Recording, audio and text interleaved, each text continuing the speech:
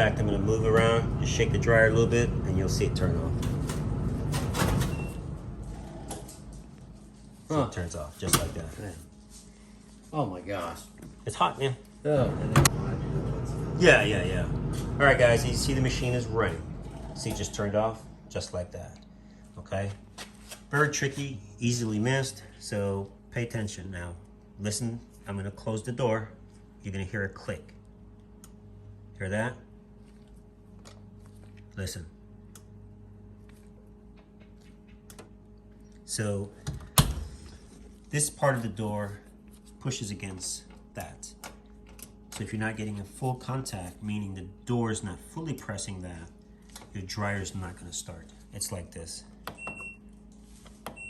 So we're going to close the door now, regular. And if it's not fully pressed, but now, if you push the door, good, it starts. And as the machine is running, it will turn off. So now if you release the door and barely touch it, see that? It's off. See, it's going hot. You can feel it's hot. Oh, it's fine. So all we're dealing with is the switch is not making full contact. So a little trick we can do, we have a screw here. We can just pull that screw out just a millimeter, just a little second, and it's gonna push that, and it's gonna be totally fine. I'll show you how to do it. Now we're going to close it.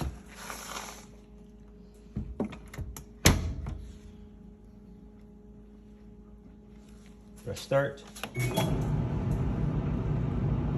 Now you can wiggle it a lot better. Now if you pull hard enough, you might be able to do it, but, and I'm pulling. So that's that. Thanks for watching.